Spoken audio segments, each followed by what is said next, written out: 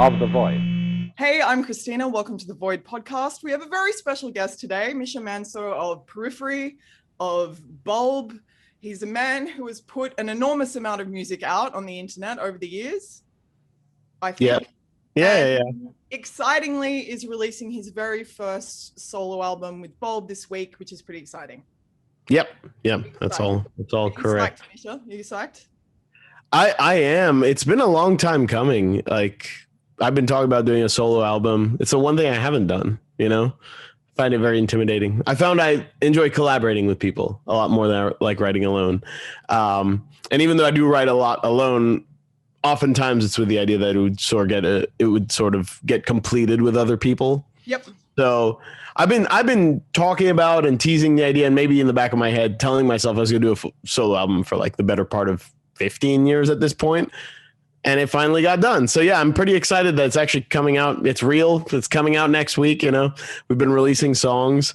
It's a very selfish pursuit. I don't know if it'll do well. I don't particularly care if it does well or not. I'm just glad that it's done. And I don't have to worry about it anymore. It's like giving birth. I mean, I don't know, but it's the gestation process. It's like, it's a whole journey. Like, it's an ordeal. For anything like meaningful, it's not all joyous. Like, I know a mother's pain is basically. Yeah. Like yes. And so Bulb's been around since before Periphery. Yeah. I mean, it's all this, that's open interpretation. Who knows what? Bulb was like, the whole thing was, it was a project I started with a friend in college, which kind of fell apart. But since I'd been posting everything up, and since I was recording and writing, most of the stuff, I just kept posting under that pseudonym. I wouldn't really have chosen that for myself, and it sort of just became my nickname, as it were. But Periphery was then this concerted effort to start a band. But whatever I'd write would just sort of default to whatever the most active project is. Which oftentimes is Periphery. So it's just kind of like, I'll write, and then like sometimes there was never really like, as long as Periphery has existed, there's never been an idea that Bulb would be anything. So it's just everything that doesn't become Periphery or some other project just defaults to being Bulb. So I guess the leftovers or whatever just sort of sits there. It's nice having a place for it to go. Yeah. And, I think one of the things is now that we have our label 3 Dot Recordings, have a vessel to put stuff out. It's why we did these archives. Because I saw people like posting that stuff up on YouTube and, sending Dropbox links around, because it was kind of weird. It was kind of hard to find all that stuff. You had to know about this site SoundClick, which no one was on. So I was like, maybe we should make it a little easier. Having the label helps with the distro side of all that and just organizing everything. And we did a proper release. And then that sort of motivated me, like, all right, well, maybe I should find the best of these leftovers, and put an album together. And there's a lot of stuff that I wrote for it as well. It's a good opportunity to do that. But yeah. Because you put out like 110 songs from the archives or something, didn't you? Yeah, and that's sort of curated down from like, but there's a lot of nonsense, that's just anything that I wrote over however many years. But I just wanted to put that stuff up so that people could just easily find it. That was kind of the idea. Moderately Fast, Adequately Furious is a great title. Just want to say it is moderately. It is. I think it delivers. It feels awesome. like a car reference. It is a car reference. A car guy. I am a car guy. Is that where you listen to all your stuff? Because I feel like Breeze Redux feels like a song that would kill in a car. It's really funny. No, not really. I don't really listen to. I get a lot of crap for not listening to music in the car. I don't really listen to music. I don't listen to a lot of music in general. Really? I listen to silence or podcasts. Yeah, and that is the same rule in the car. I'll do the car test. Yeah. And I was listening in the car then. I have some cars that are rather noisy as well, so you hear the engine sounds. It's not exactly the best place to, listen and reference something, but. Sense. I don't know. I'm kind of weird. I just don't listen to very much music in general. I get a lot of crap for it when I'm driving. Like, people are like, how can you drive without music? And I'm like, I don't know. I just find it sort of distracting. Well, I suppose you're originating not like so much yourself. And it's interesting. I feel like almost everyone I speak to makes interesting heavy music, doesn't listen to heavy music. It's really Not really. Yeah, I don't really listen. It takes a very, very special band where like the heaviness is almost secondary to what's interesting to me. okay. I have to know what would be an example of a band like Like Car Bomb. that. Really? Yeah, That's Car Bomb happens to be heavy, but it's also just mind-bending music. It almost would be just as effective if it wasn't heavy. Maybe not, but like what I like about it is more important than the heaviness of it. What else have I been listening to that's heavy? I don't know. Yeah. And again, I don't listen to very much music. So yeah, and if I do listen to stuff, it's gonna be chill. Like what I listen to a lot of is Hammock. Yeah. If you're familiar with Hammock. Yeah, that's what I listen to. Awesome. Yeah, And you're it's same chill. as Devin. He's like an ambient dude. Yeah, it's just like here's the thing. When you're surrounded by music all the time, especially heavy music, you don't want to like listen to more heavy music. And I don't know, maybe being a musician and a producer and all that like kind of ruins music. Like I find it very difficult to listen to music passively. So it's an active process. It takes effort. It's distracting. I think a lot of people like to have it in the background or do whatever. And I either find myself actively tuning it out because I'm trying to focus on said task, or it's something like I'm deconstructing it while also doing and trying to multitask. So it just ends up being this very grating experience, which I know is unfortunate, but I just find it very difficult to find a time where it's appropriate to listen to music. Yeah. And there's sometimes I will. Yeah. But, I understand yeah. though. Like I do that with interviews. I can't watch interviews without going, I don't know about that. Where are you going with this? Bring it Right. down. Yeah. It just kind of, now that you know how the sausage is made, Exactly. You're like, it in a completely different light. I don't know about where you put that in that sausage. I feel like you could have moved that up to the front. Like where are you going down this path? Maybe you could talk about music a bit more. Call me old fashioned. So I mean, this record, and it's something that I think is best enjoyed end to end. And I love when a record, I mean, I guess all records are designed to do that, but I think it works particularly well. I don't know though, actually. You raise a good point. It's really good. Because I think now we're in the age where albums don't matter. Especially maybe in metal it's more of an old school genre and whatever, but I grew up and maybe you did too, like you buy a CD, you listen front to back, you'd read you'd read all everything, you see all the thank yous, you find out who they endorse and what bands they like and whatever. There's this whole sort of like almost tangible experience, and the idea was you would listen to it front to back, and even if there's songs you didn't like as much, you'd listen through them to get to the songs you liked, even though it's very easy to skip. Maybe if you really hated a song, you could skip it. But like, I just love the idea of an album where that's what you're selling is the album. And there's a lot of bands that I like that do that. Australian band Carnival.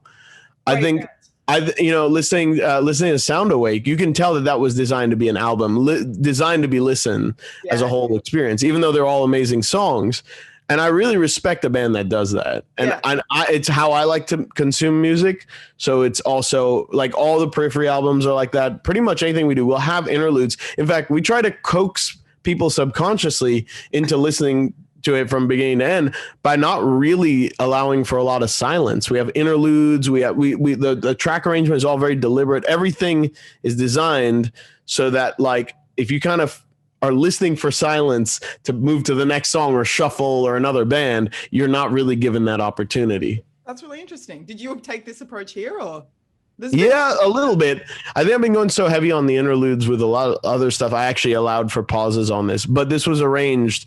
I spent quite a bit of time trying to figure out, and I had to ask advice from like friends and whatever about the song arrangement because I wanted it to be just right. But yeah, I want there to be a flow, and I want the album ideally to be consumed as an album. I know it won't be, but like to me, that's the ideal setup. What's great, I always like if it's kind of a moment, if you're talking to someone, it's like a release, and I think it's really good to listen to it in full because it kind of gives you a different thing and you get images and stuff.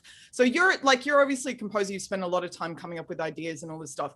It feels like there's tunes on this album that I think would work really good at the end, like a really pivotal moment in a film.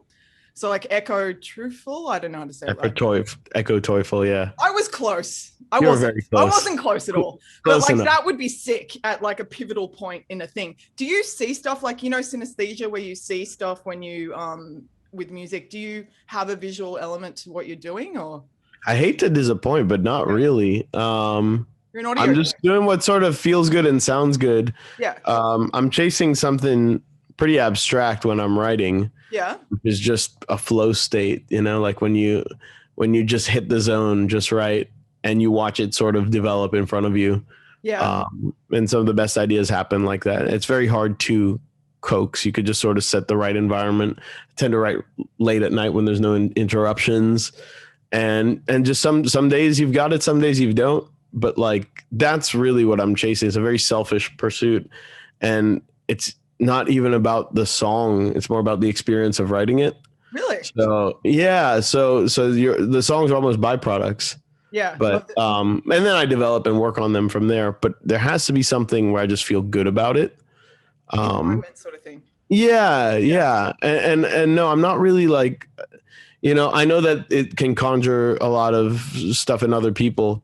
And I have been told many times, oh, you should write for video games, write for movies. And my answer is always the same, like, hire me. I'm down, dog. It's not like I'm saying no. Like I'm not saying no to these opportunities. It's just hard to get these opportunities. And it is very flattering that people think that would be fitting. But, it's not necessarily as simple as just having music that sounds like it would be appropriate for that stuff. Yeah. And it's not the goal either. I'm not necessarily trying to write cinematic sounding stuff either. It's just what feels right in the moment.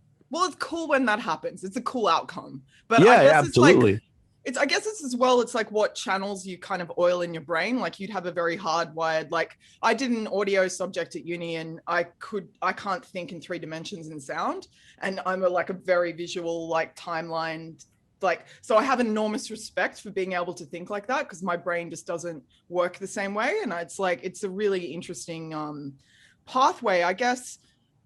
So you released a song on the record that you did with your brother Axel way back a few years ago. That comes out tomorrow. In fact, I don't know when this will air, but I'm going to put this out today. I'm putting this out. Oh, okay, great. It's the perfect time. People are going to be searching your record. So well, actually, I think it's actually technically out in Australia right now. Oh, cool. The new one, the one I did with my brother. Yeah, so good timing. No, I just like so you put it out in 4 years ago, but then you've redone it? Is that right? I've just got retouched it. He redid his vocals. We kind of did it properly, Yeah, cool. Well, I was just like, if you're gonna have a vocal on your album, I mean, maybe we'll be just fine. Is a nice refrain for time like this. I'm in lockdown. It sucks. We've got no vaccine in this country. It's like I need to hear that right now. So thanks for that. That's cool. There you go. That's what it was about. It was actually a prescient song, and it was about coronavirus. Oh, really?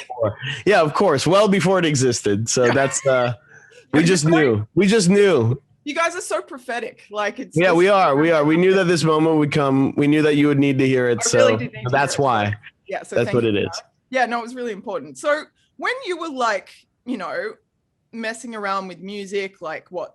You learned piano first, right? Or did you? Yeah, I did. Yeah. When you were messing around with music, what was your brother doing? Did you share it or?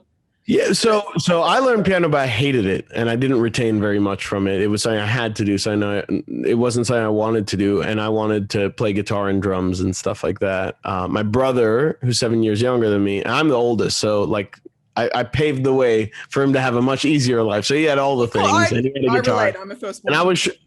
You're what? I'm a firstborn child too. Okay, yeah. So you know what it's like. It's always tougher for you than the younger siblings get to benefit. Yeah. And he also got the benefit of having someone show him music. I didn't really I got into music and modern music kind of late because I didn't really have anyone to show me cool bands and music and whatever. But I was showing him that stuff, and he was playing guitar, and he wasn't really taking lessons. But because I was showing him a lot of progressive stuff, I noticed that there were some progressive tendencies that were coming to him somewhat naturally, like interesting chord changes or odd timings. He was just writing because, I was showing him Dream Theater and Sixth and stuff like that, where they're playing around with a lot of this stuff. So all of a sudden it doesn't sound so weird as opposed to if he'd been just on a diet of mainstream rock or whatever. Right. Yeah. Not that there's anything wrong with that, but it was just kind of shaping him. And ironically, he's much more of a pop singer songwriter guy now, but he has this understanding Thanks to me, I'll take credit for all that. I yeah, gave him his complexity. I gave him his yeah, I gave him everything. Yeah. So I should collect. I'm gonna have a conversation with his manager because I should be getting 10%. Yeah, definitely. You know? You're a smart businessman. It makes sense. You know. Yeah. Anyway. Yeah. Well, that's an interesting thing. Okay, so I've been thinking about this a bit lately. Like, so punk rock, and a lot of metal musicians come from like a punk rock or a hardcore background or whatever. And that's got an ethos, and a lot of them fell in love with the ethos and stuff. But what is the ethos of metal and progressive? Do you think there is an ethos? Like, make it more complicated? No, I mean, I don't particularly care to make it complicated, and that's been one of my criticisms of the genre. Yeah. Is like form over function and make it unnecessarily complicated. Let's take a look at a band like Sixth, for example. One of the reasons I loved them was because I was like, this sounds cool. This sounds awesome. And then after the fact, when you're a musician and you want to try to learn it, you're like, and this is really technical. Yeah. But that's actually not my first takeaway. My first takeaway is just, this sounds different. This sounds awesome. Yeah. I think that's the ideal setup. And that's always been, maybe that's my personal ethos or mantra. It's just, it should sound good. And then if it happens to be technical, then that's just bonus points, but that can't carry a song.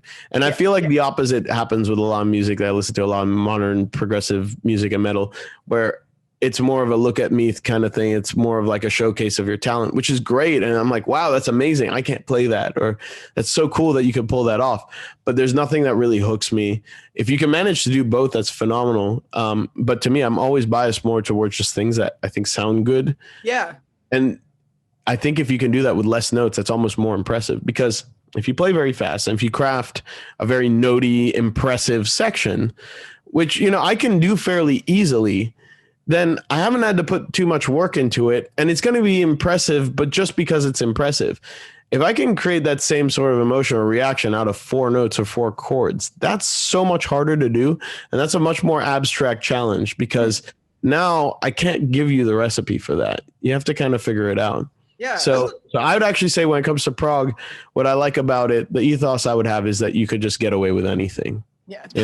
That's a great ethos. Well, yeah. And it's why I gravitated. I remember sort of seeing hardcore guys being like, that's too metal guys being like, that's too rock guys being like, you can't have screaming. And I just hated that. I hated that so much. I was like, what do you mean you can't? You can do whatever you want. And it seemed like in prog music, like that was where it was like, you'd see Dream Theater just throw a ragtime section in the middle of a song, and that was cool. And I was like, that's great. So you can just do that. And like I always said progressive metal, because we are kind of like more on the progressive metal side of things, and like rock. Progressive, you think maybe it'd be like Rush or Dream Theater or Yes or something like that, right? But we were definitely more on the metal side of things. So I always told people we're progressive metal, which just meant we could get away with everything, and there's probably going to be some screaming, Yeah, there's a chance it's going to be There's a chance. So it might not be for everybody, because if you're expecting just singing, you might be bummed out. Well, it's interesting. Like, it's all about ideas for me. Like, it's all about ideas. And it's interesting, like, these different, because I've spoken to 2 people recently who had completely different attitudes. And Igor Cavalera, who was the last guest on this podcast, said, he's like, sometimes I feel like I'm watching bands and they look like they're spinning plates. It's the fucking circus. Like, it's just, that's what they're showing off, and they're doing all this stuff. And that, the less tracks, the better. Whereas I speak to like Reba from Code Orange, and they're like, you don't want to know how many tracks are on our timeline when we're like, and there's I think there's value in both. I think both those people, for example, make really interesting music with a very different attitude. But I think I think it shows that ideas and the sound kind of transcend the other stuff, because when you're showing off, really, you're just showing off to weird other dudes. Yeah. I mean, not there's anything. Yeah. I mean, that is your audience. Respect to all of you out there. I'm not saying there's anything wrong. I'm just saying that's not what resonates with me. Yeah. Yeah. And I also think above everything, I think both of those guys can be right. Yeah. You just need to know what you're doing, and you need to know why you're doing it. Why have you made the choices that you've made? I can tell you exactly why we have made the choices that we made, and I can stand by them. Yeah. So I think that's much more important than having a blanket argument of like, there's too much computers on stage, or there's not enough computers, or whatever. I think that's sort of looking at the problem incorrectly. Yeah. I think you should just ask yourself, what is your goal, and what are you doing to try to achieve it?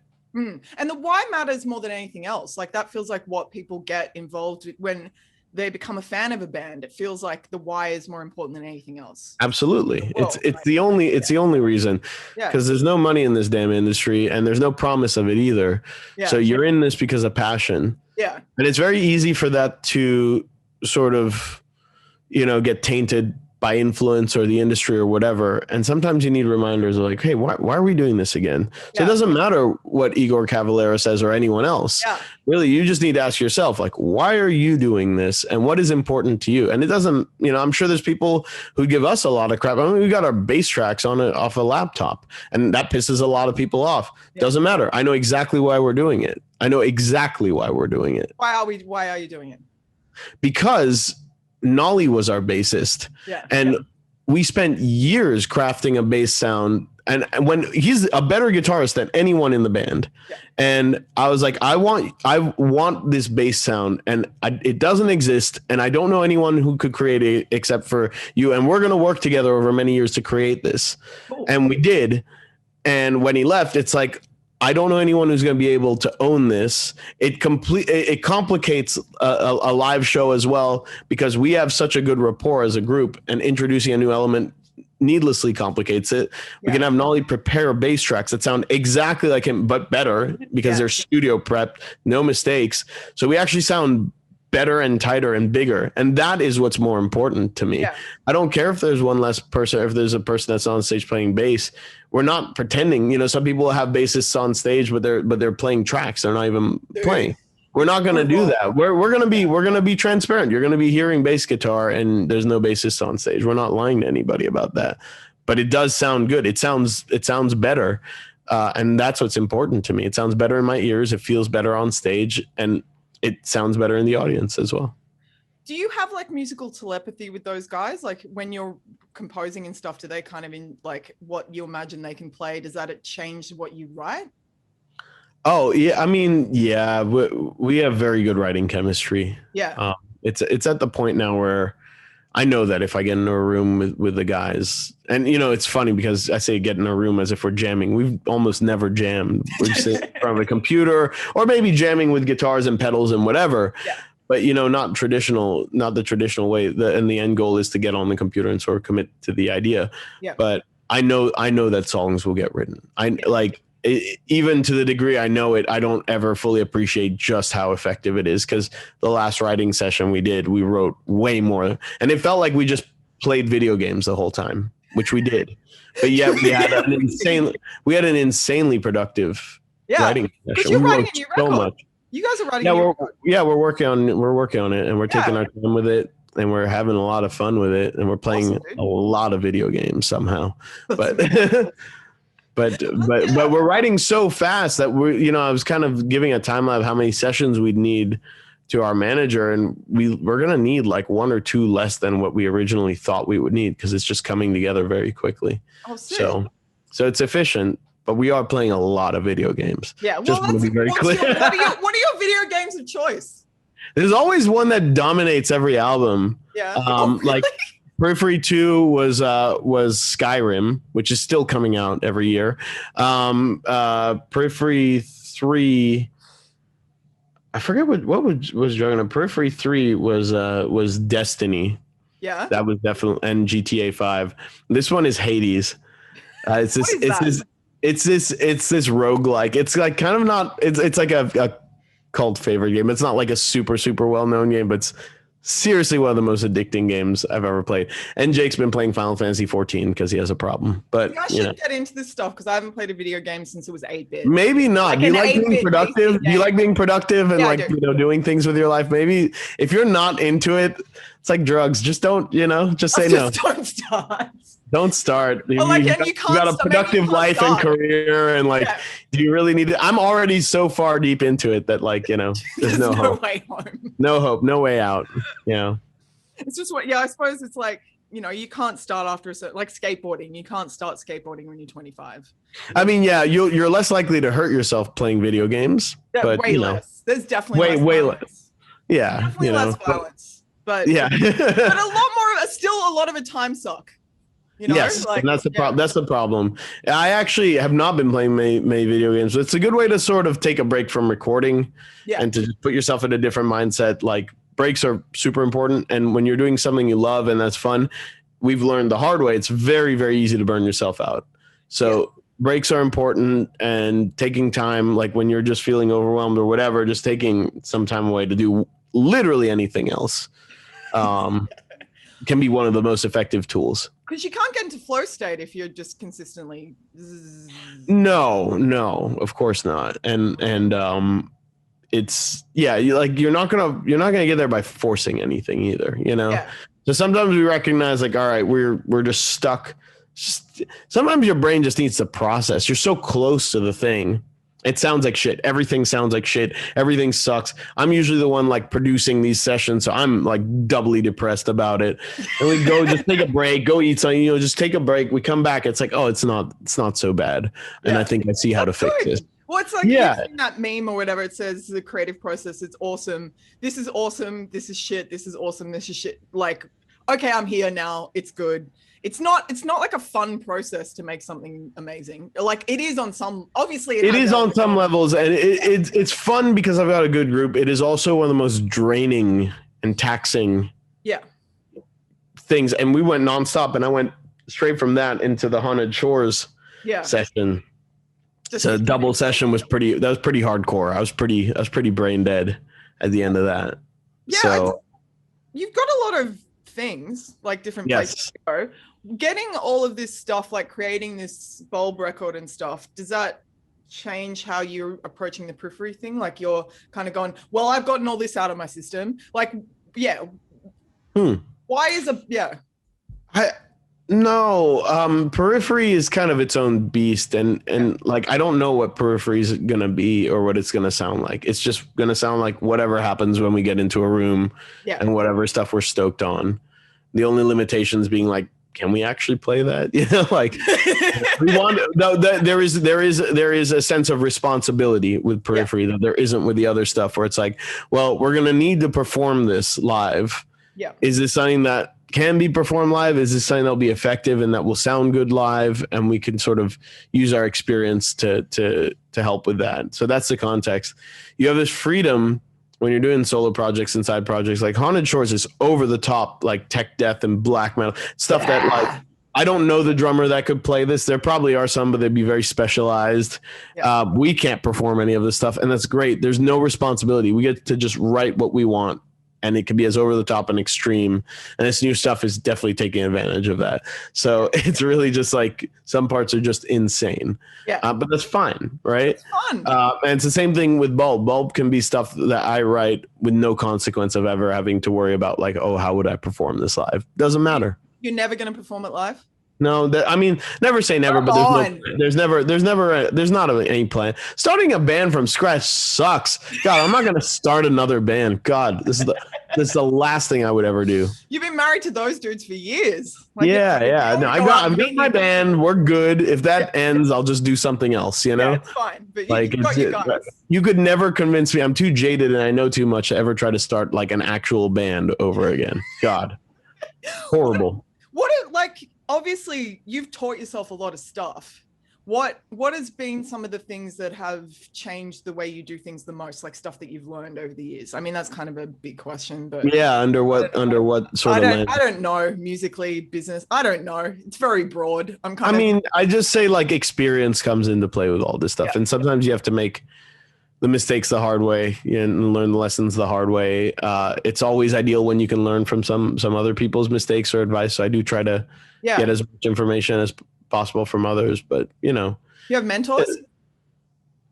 Not in any sort of official capacity. Not that. I thought it was like there were a cloak and right.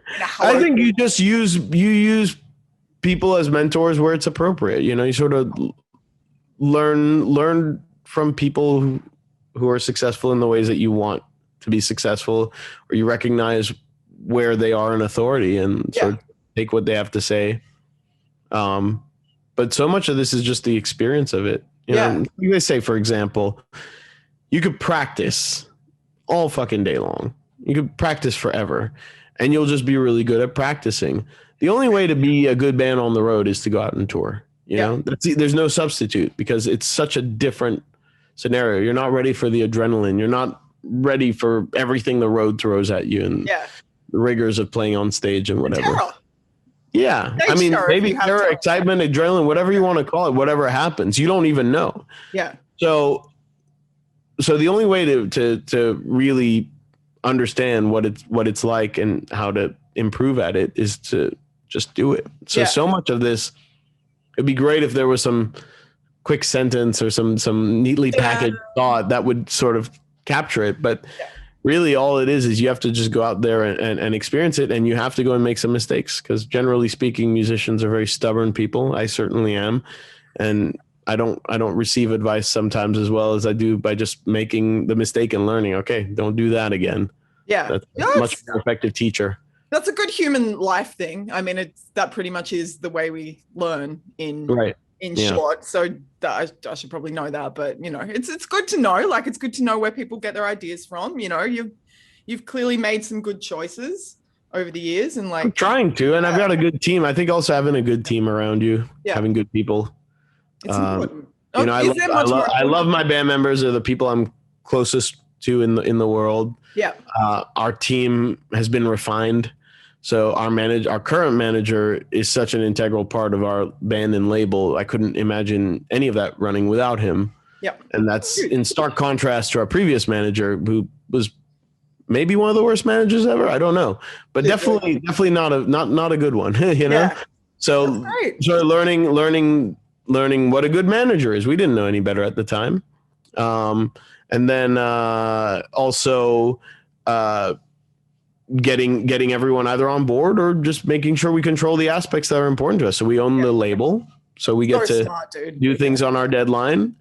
And now our whole team, you know, what's interesting is even before, our whole team had to do what we wanted to contractually because we had creative control in our contract and whatever, so label, whatever.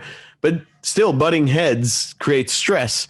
Managers who are on you about deadlines that don't really matter create stress, you know, unnecessary stress, when ultimately you're not going to make that deadline anyways because you want the music to be good. So, you know, having a team that understands and respects our vision means there's a whole bunch of conversations that don't need to happen because they're now irrelevant, and you can just focus on the good parts. Yeah. So it's a very, you know, knock on wood, continues to be like a well operated and running machine. Yeah, because I imagine it'd intrude on the writing room if you're like thinking about the time, not thinking about the music. And I don't know, like, music is littered with broken dreams. If you work in the entertainment industry, you've never had a dream broken, then you've not been in it long enough. Right. And, you know, like in Australia, I can think of so many people who did the thing with the label which is a bad loan. It's like a shitty, you know, it's like a mafia bank. They're like, take all this money. We're not actually going to back you that much. Okay, you're in debt. Like it wasn't a good deal. Like when people talk about the collapse of the music industry, there was a lot wrong with it before the collapse of the music industry. How do you think, what happens next? Like, what would you like to see happen next that would nurture this side of the game? And I do think one of the reasons why I do stuff with heavy music, because I think people are in it for the right reasons, because there's no other reason. It's not like you have to be in it because you really care about it. You know, like it's hard to, you don't get into it for the riches and the bathtub full of coke and whatever. I don't think anyone does that, but yeah, anyway. Not many people do. I think that's also exploited. I think I think if we look at history, which is always a great thing to look at if you want to see what the future holds. Historically, every advent or change to the industry that's ever happened has just further screwed the artist. So I think it's a little bit naive to assume that the next change won't do that more. That's a good point. In the time that I've been in this industry, it's gotten from, you know, CDs aren't selling that well. It's like, what's this MP3 thing, to like, MP3s are the way, to streaming. Yeah. Because at every turn just got worse and worse. I remember when, like, you know, CDs were starting to not be in vogue anymore. People were like, well, you know, something will come around. And I was just like, yeah, but what makes you think it's going to be good for artists? Like, why would it be? And then streaming came around, and, you know, I didn't want to be right, but there I was, you know? And that's why we had always prepped the way we had, being like, don't ever count on this band to ever make you a dime. Yeah. Go figure out your other income streams, because hey, if I'm wrong, great, it'll just be more money. But if I'm right, you're gonna be really glad that we never ever counted on this band to actually create any sense of stability in our lives. Well, and yeah. I know it's cynical, but I'm just saying I haven't seen anything to the contrary. And it's because we're in an industry that everybody wants to be in, and where people are quite happy to let passion drive them all the way and be the end result when, you know, passion doesn't pay bills. No, so of course people are going to take advantage of that and do. I have no idea what the next stage is going to be. I was hoping that this NFT thing was going to be kind of a positive step. We tried to do an NFT launch and got so much backlash from it that we just ditched it. So that's obviously not a thing. Still cooking. That's not a thing. Yeah. And that was the one thing where I was like, oh, cool. Like artists actually might be able to get some control. Yeah. Don't know why it failed the way it did. I mean, some artists are doing well with it, but like that wasn't embraced the way that I hope that was. So now, you know, I guess it's back to, you know, people with monetary interests taking advantage of bands that are passionate. Well, and someone said to me something really interesting, who's been in labels for like 30 years, and he's just like, no one talks about with streaming, like, oh, everyone, you know, the streaming service is screwing the artist or whatever, but no one talks about the rights holders in between that are actually taking an even bigger cut. Like no one's talking about the middleman in that whole experience, that it's not actually just the artist and the streaming company. There's often like a whole bunch of people in between. So I don't know. Who knows? Well, yeah, I mean, but there's always, look, in any industry, there's always opportunity to make money. Yes. And as it happens, you know, when you have an industry that's built off of passion, you have a lot of people who are not looking at the financial side because they just expect it to work out, or they're just not interested. And that, you know, that is what it is. But of course, people are going to take advantage of that. Of course, people are going to sniff and look at these people like Marx and be like, well, it's an easy way to make a buck for not really doing a whole lot. Yeah. So yeah, that's what's going to happen. So that's why you guys have all these other companies and stuff. Yeah. I mean, you know, the biggest change and the best change that we ever did for Periphery was kind of turning it back into a passion project again. I have no idea how much money Periphery makes, and I don't really care to know. It doesn't matter. It's never been about that. It became about that. It became about that sort of against our will, and it was making me really sad. And then once I recognized that, and I'd also set up my life so that it wouldn't need to matter, but it's just from the habit of like hustling and like everything mattering. But eventually, like once the other businesses and the other ventures started to pan out, like it really doesn't matter. I have no idea how much money Periphery makes or how much it contributes to what I do. And I don't really want that to influence anything. So I don't intend to find out. I just wanted to be making fun music with my best friends, you know, and that's awesome. What it is. That's what it should be. Yeah. And you know, if people like it, then that's wonderful. And if they don't, then I got to have a lot of fun hanging out with my best friends. That's awesome. That's a really interesting ethos. Like, it's a great one. Like, is there anything you want to do with the guitar and the pedal? Like, you know, all that sort of stuff. You have any kind of dreams with that to... I mean, it's just fun. You know, the two companies, you know, Getgood Drums and Horizon Devices, the two main ones, like they just started out as passion projects. With Horizon Devices, we put out the Precision Drive because it was a pedal I wanted to buy that no one made. And I was like, well, then we just might as well make it, see if anybody wants it. Turns out a lot of people wanted it, you know? Yes. And now I have a platform, you know, we make strings as well, which are finally like, I feel like the first string sets are actually made for people who tune down. Yes. I feel like every set that was made for lower tuned guitars was made by someone who doesn't actually play in those tunings. Yeah. I was like, how about we just make a set of strings that actually make sense for that? Anyways. Yeah. It's a string side. Yeah, it's all logical to me. It's like, oh, I want this pedal to exist, and now I can make that happen. Same thing with the signature gear. It's like, oh, would you like to design your perfect guitar and sell it? Yes, I would. No, I'd hate that. So you know, it's all these different income streams, but it's all based off passion. So none of that really ever feels like work. Yeah, that's sick, dude. Getgood Drums were making our drum library that we always wanted to make, and I realized so much on drum programming that it made a lot of sense. So you know, I was like, even if this company fails, at least I'll have like the best sounding drum kit, the kit I've always wanted to have for programming. Yeah. So you always have like this perspective where like, even if it fails, it's really not that bad. Yeah. But then as it turns out, other people liked it, and we're kind of rolling with it, you know? So what excites you the most about like your drummers playing? Like what, as someone who started out in drums, but now you got someone good, not to say you're a shit drummer. His feel and his instinct. His feel and his instinct. Yeah. I remember seeing him play. So this was back when I lived in DC. He was playing in Baltimore, which is close by. Yep. It's where he lives actually. And he was playing with a pop band. And our guitarist at the time, Alex, was like, "Oh, my friend's band's playing. We should go watch them." And I remember it was just like kind of a pop band, but he was playing like I think with like a hi-hat, a ride cymbal, like snare kick, and like a floor tom. I'd never seen a setup. This is like a minimalist setup. Like, yeah. What's this guy doing? Like it looked like he had like set up half his kit and then given up, and he was playing like the most interesting stuff over this just straight up pop music, which I didn't think was very good, but I couldn't keep my eyes off of it. And he was like kind of overplaying, but in a way that was so tasteful that I was like, this guy's the star of the show. And I said that night, I said to Alex, I was like, well, if anything happens with our drummer, who at the time was Travis Orban, I was like, if anything happens with our drummer, that's the guy I'm calling. And that's exactly what I did. I was always fascinated with his playing because, again, a lot of guys in the metal scene will focus on their technique to play sort of fast and on top of the beat and even and perfect. That's great. But you do end up sounding a bit like a drum machine. And I've always liked drummers who can groove. And that's tough because it's hard to quantify. Like you're basically pulling and pushing on the beat in a way that you can't write in notation. You can't really, you could look at the same beat, or you could tell two drummers play the exact same beat and one of them will feel better. Yeah. And you don't know why, but that's what it is. So he's got phenomenal feel.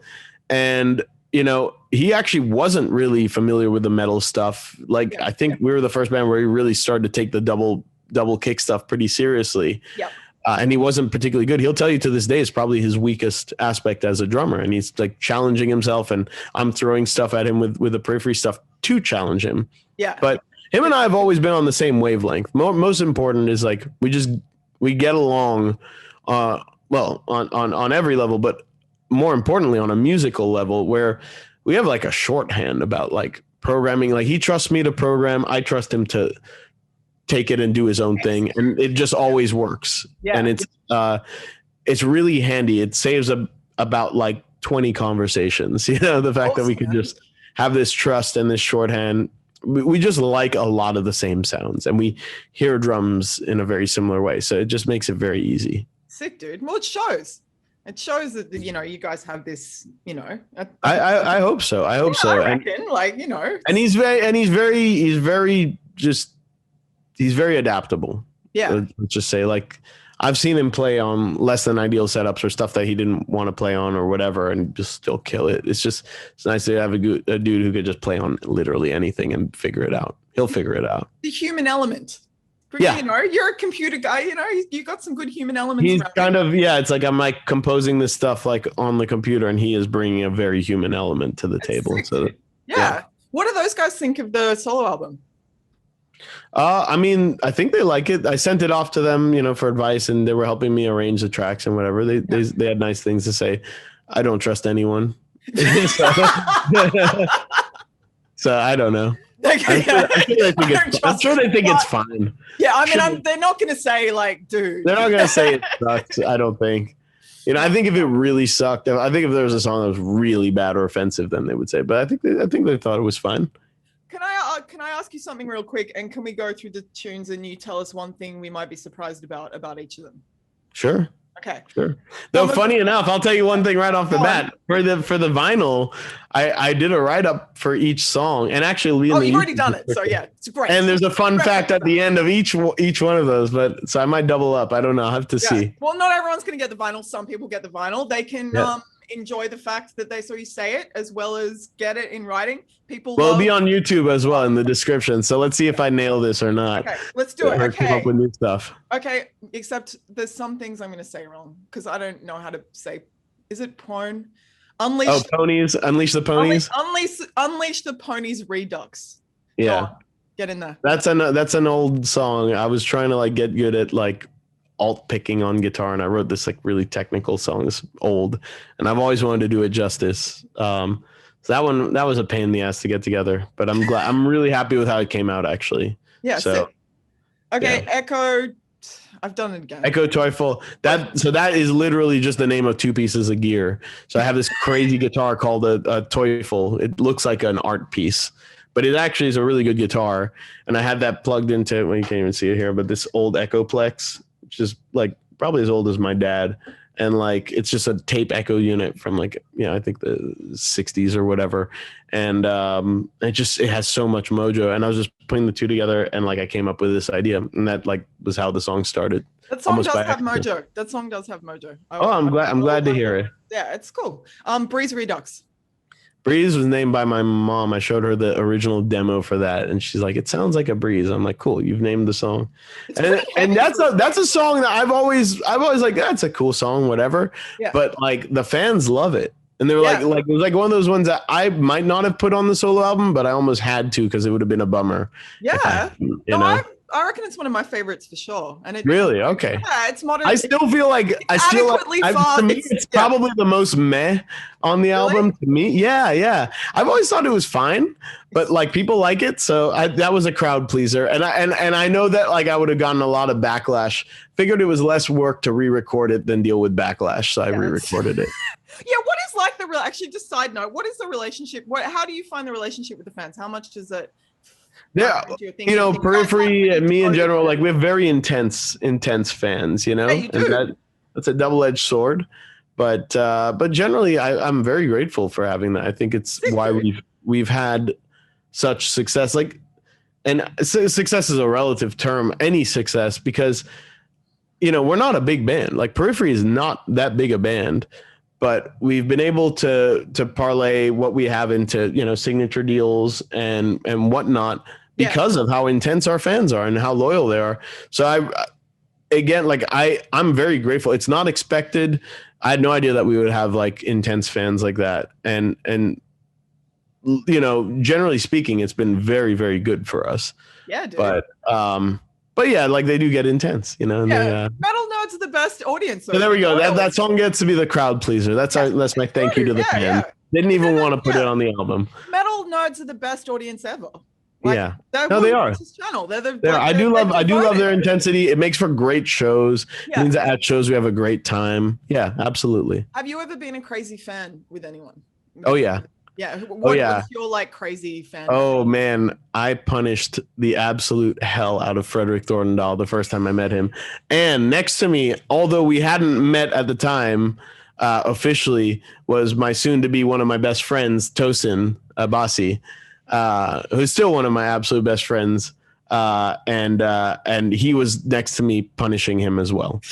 And that is a moment of shame I will never be able to remove from my brain, unfortunately. Did he ever torture you with it? No, he probably no. Frederick does. I don't know that he even remembers that it happened. He seemed like he was stoned out of his mind. It was like, if you ever remember, I don't know why you'd know this, but maybe people who are listening, that Jack's in Northern Virginia, they played there, I think in support of Nothing. Or it was around that time. Yeah. And you punished the absolute hell out of him. I was just like, dude, do you realize how amazing you are? No, you don't understand, man. He's like, oh, thank you, man. Thank you. I'm like, no, you don't understand. You're like changing guitar. Like, dude, it's crazy. And it's like Tosin's there just adding in. And I was like, in hindsight, I'm like, that poor man. Well, you got yours in the end. I'm sure you've had the plenty of that. I've been on the receiving end of that, and maybe that's my payment. That's beautiful. Yeah. But it's nuts. Like Meshuggah have been around 30 years and stuff. Like it's mental. Do you ever think about like? Yeah, no, and like I think about that all the time. We were listening to Destroy, Erase, Improve the other day. I'm like, this came out in 1994. Like that's fucked up. It's that's really fucked up. Like it's crazy, dude. Like the shit I was listening to that came out then just is in a different class of music. It's insane that like people came up with that. Yeah. Fucking, it still blows my mind. And that album holds up. If that album came out like tomorrow, people would be like, this album's so sick. Who are these guys? Yeah? They would, though, yeah. But it's like, well, good ideas and good sound kind of doesn't have a time frame. Yeah. But they've also like evolved, and they've always, if it's not clear already, they're one of my favorite bands in the whole world. Well, they're a great ass band. You can't mess with them. And you can't. And then you see them live, and especially now, when I saw them back then, Jack's was like maybe a 200, 300 cap venue, and it was pretty packed. I mean, maybe it was sold out, maybe it wasn't, but I was up front row, right in front of Frederick, Bang up for it. Yeah. Oh yeah. I was going crazy. I remember there was a guy in front of me. I got his place because he headbanged so hard. He actually hit his head against Frederick's monitor and started bleeding. And he was just kind of like dazed. I think he gave himself a concussion. And instead of being like, "Hey dude, are you okay?" I was like, "Yoink." Got the spot, man. The spot. That is the moral of the story. Aggressive. You got to be politely aggressive. Whenever I wasn't even aggressive. I was like, well, aggressive. You probably should go to the hospital. I'll just keep your place warm. Yeah, thanks. So you were polite. See, when I'm like shooting a show or something, I'm like moving to get to a good spot, I'm very politely aggressive. Well, if you have a camera, then it's a little different. Yeah, I'm politely aggressive. You realize there's the best idea. I should walk around with a camera. Dude, it's great. I'm not even shooting. Just walk around with a camera. Be like, excuse me. Yeah, excuse me. It's like a prop. It's like people should not.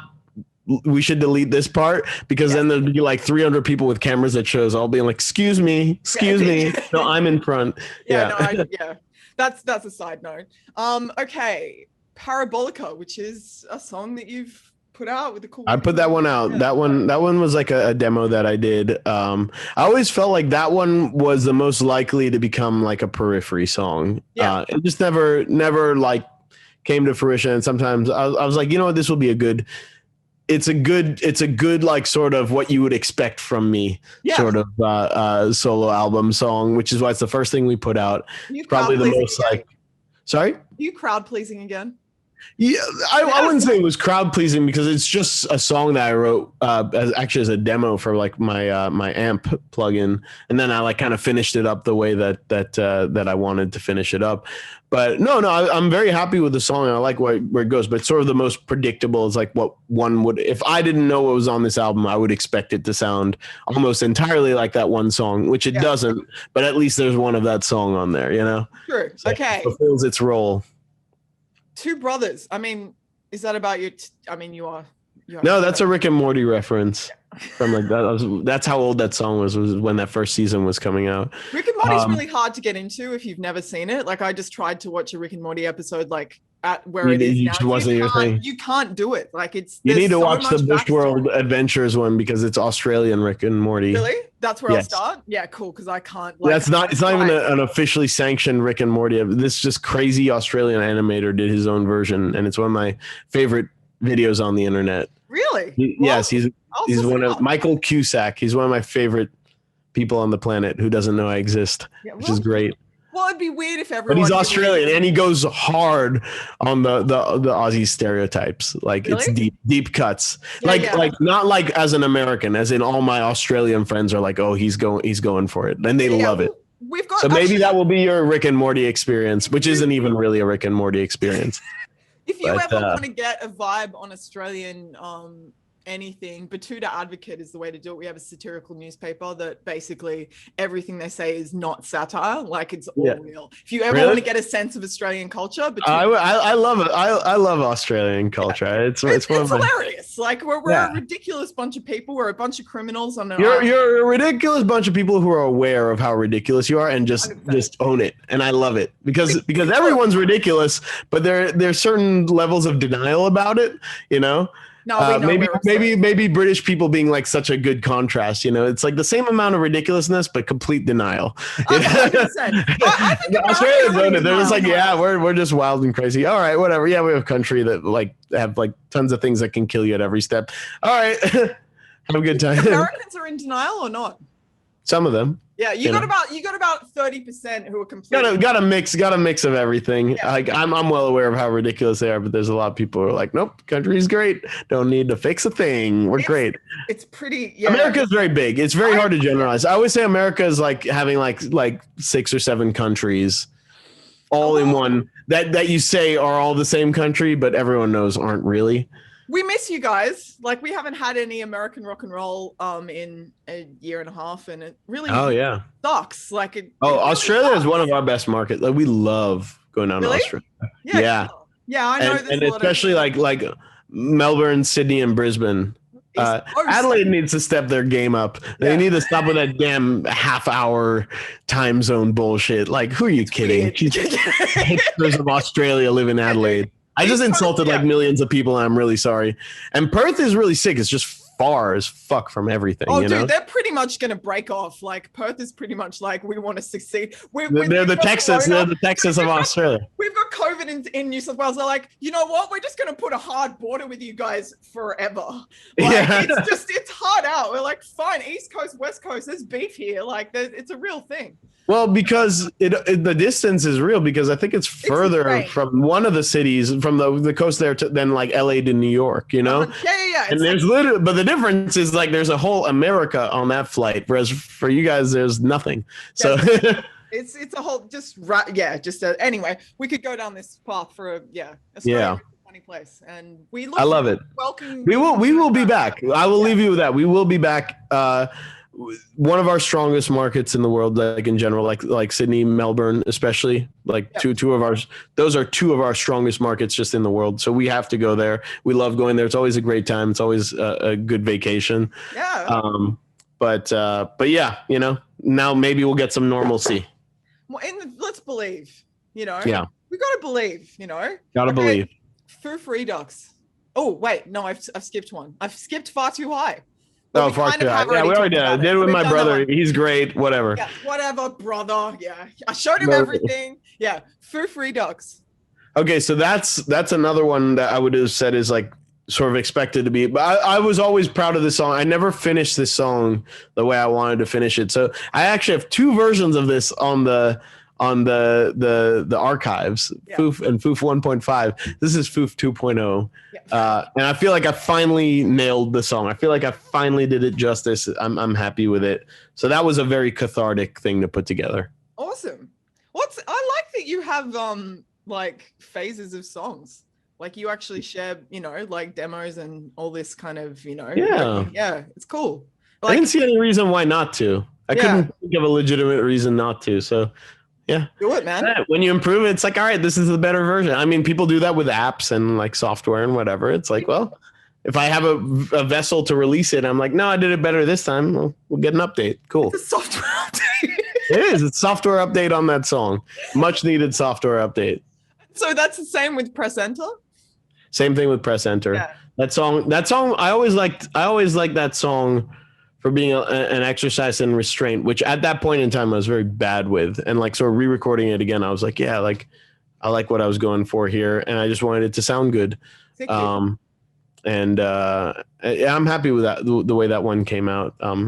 You know, out of the 4 Redux tracks, the only one that I was like, was Breeze, but you know, that's what everyone likes. I hope people like it. I genuinely hope people like it, you know? Yeah. Well, it'd be weird if you made it and you just hope people thought it sucked.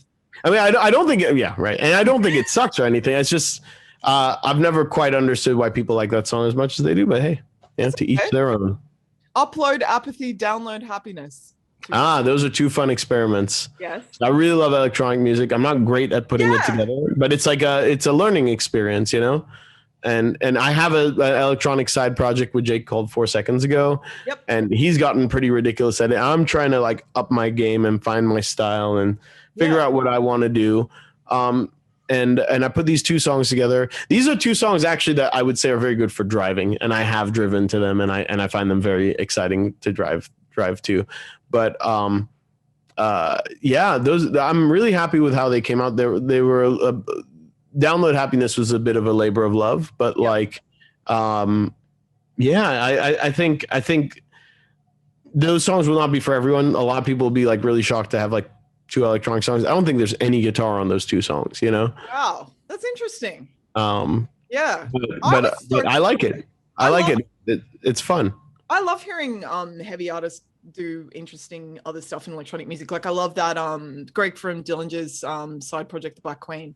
I love that. Right. And like Chino from Deftones, his side project. Like it's really interesting. It's an interesting space to kind of go into. And I think a lot of artists like to explore because it's not something that they would have gone into. I mean, think about like Kid A from Radiohead. Like I love that album. Hey. And that was basically them being like, well, we like electronic music, let's go buy all the same synthesizers our favorite guys use and literally read the manuals and learn how to use it and see what happens. Is that what happened? That's what happened. They were That's literally nuts. I didn't reading know the that. manuals of like their Prophet 5 to learn how to use it, and then coming up with music based off the stuff they listened to.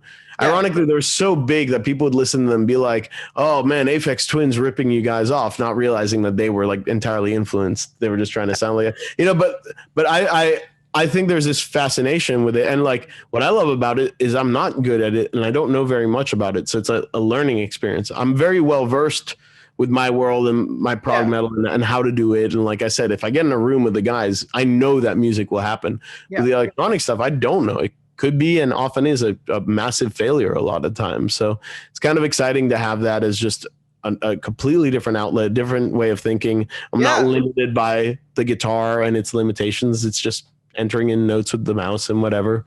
Do you think guitar first when you're writing and stuff? Like a lot of times it'll be like a riff or whatever. So this way could be purely compositional. It's a big reason why I've really enjoyed the orchestral stuff as well, because I'm usually just entering that in with a mouse and I can just compose rather than like be limited by my abilities on a certain instrument, Humanity, moved technology. Yep. Limitless. Yep. Infinite. Yeah, sick. And yet this man will soar. Ring a ding ding. Yeah. So that one started out as like an orchestral like template project.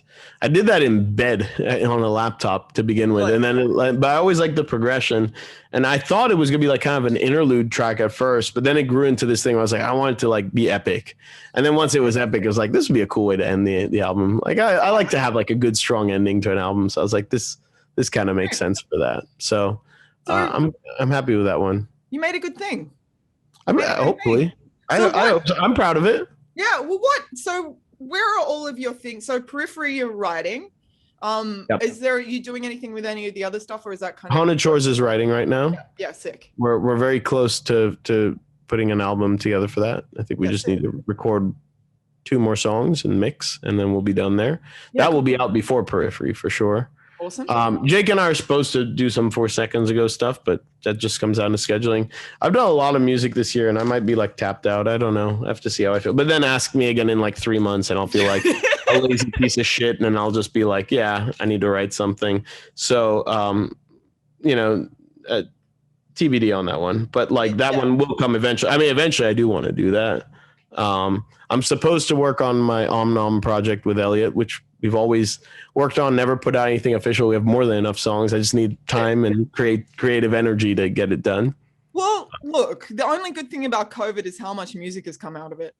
Like when it comes to the music industry, because I feel like everyone has been, well, what choice do you have? Like it's been weird for everyone. And I'm just glad that is at least a positive step for what's been a pretty awful year for everyone. And I think also the other thing is it's forced some ingenuity. Like necessity is the mother of invention. See a lot of people get very creative with either side businesses or starting Twitch channels or figuring out some other way, which has always been that, if I've had any real mantra in this fucking industry, it's like diversify your income, don't rely on your band. People always love to misquote me by focusing on the periphery makes no money part, when the goal is go figure some other shit out because you need to make some money, figure some stuff that's like at least adjacent to what you like in music or whatever. And like Twitch is a great example of that.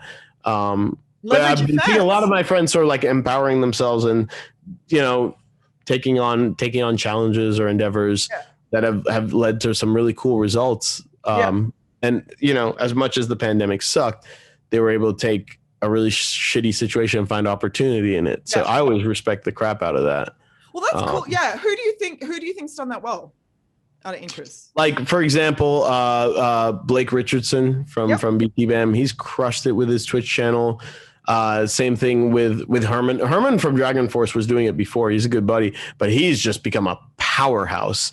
Now his Twitch and his YouTube, the Dragon Force YouTube channel, are just like massive. That's huge.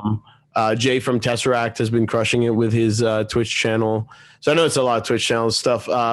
My buddy Ermin, who masters all that stuff, started a sim racing channel, and we're super into sim racing. He's phenomenal at it, and his sim racing channel is really cool on YouTube. So like, yeah, I just see people just taking advantage of certain things and seeing opportunity and just making the most of it. Well, So and I hope that we have Roaring Twenties after this, like the pandemic, the old one, like the last century, they had Roaring Twenties. I had someone say to me recently, he's like, I reckon once live music comes back properly, it's going to be the best 5 years of live music in the history of time. Like, that's interesting. Yeah. I'd wondered about that. That's from the manager of the #1 successful songwriter in literally had the most successful song on streaming for 1 year. So he's got a slightly skewed perspective. Yeah, he's got a, but I hope he's right. Good spot. Yeah.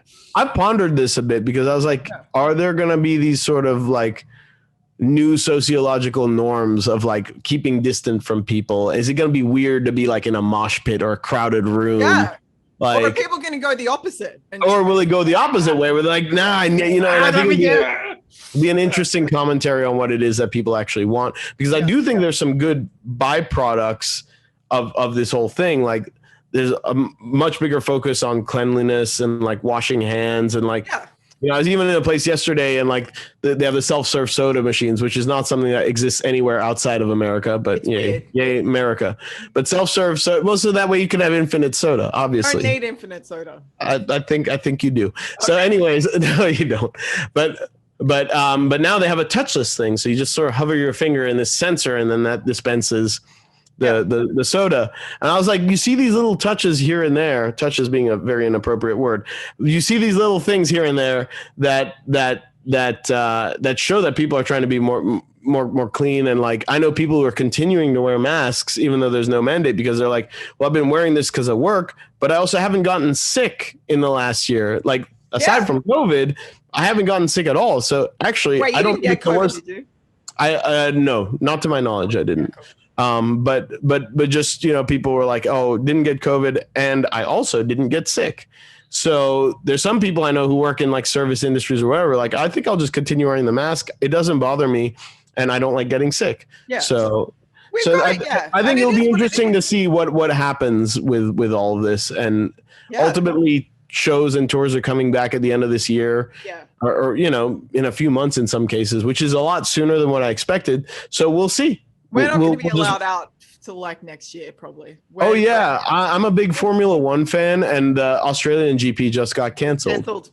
Yeah, which kind of sucks. It's weird as well because usually we just let sport happen. You know, live music can be on fire, but you know, football and like there's a lot of money. There's a lot of money that's lost over it. And they were, you know, building the track and they were changing it so that all the effort was there as if it was going to get done. So I'm not entirely sure what's going on down there, but like it's weird. Look, I'm just looking forward to not being trapped here. It's going to be real cool. Like, well, once so then maybe that's evidence that once you aren't trapped there, you will go into a mosh pit and just embrace it. Oh, man, I'm going to go over there. I'm going to go to Hellfest. I'm going to be there, you know, there we go. Yeah, it's going to be good. Anyway. So maybe your friend's right. Yes. So, this is true. Let's believe, you know, let's okay. Believe. Okay. Final question. If you had to like assemble like a dinner party of people around, who would you most like to, like 3 people you'd most like to spend some time with and learn from in the world? Man. Can be living or dead. That's a tough one. You can reanimate them. Is it too hard? I don't know. I would definitely bring back Alan Holdsworth. Yeah. I want to talk to that dude.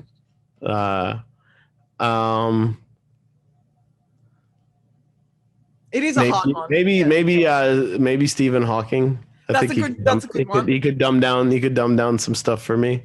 Maybe. Cool. I reckon he'd be up for it. Like. And I don't know. Let's get Kurt Cobain in there. He'd be reluctant. He probably wouldn't say a word. Well, he's like the master of complex stuff that sounds simple, right? Like. Right. Yeah. Right. Like the absolute total. Yeah. I mean, not that. No, I love Nirvana and I appreciate it. And people talk shit on them, and I'm like, you don't understand what's happening here and why this band was massive.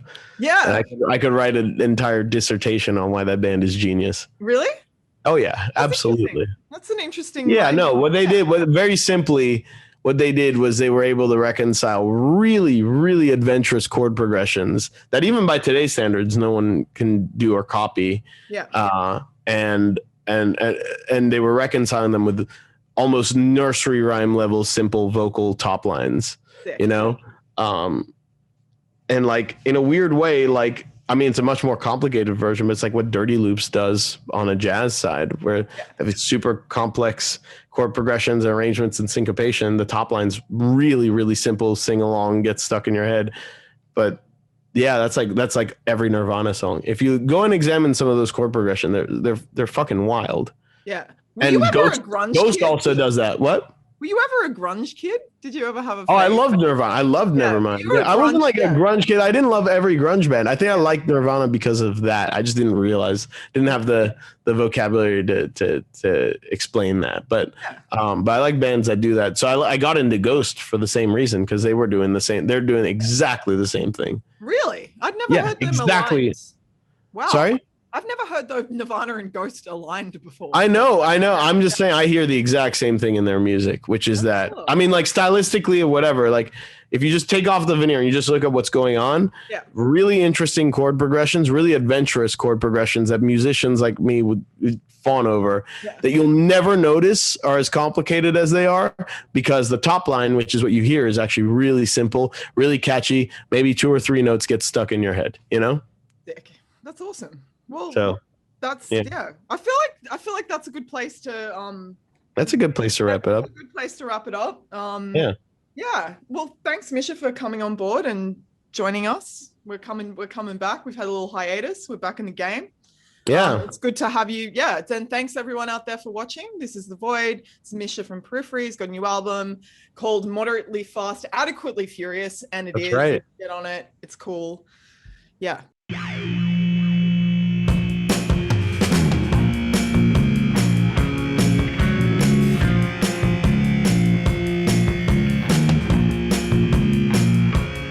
This is an experience of the void.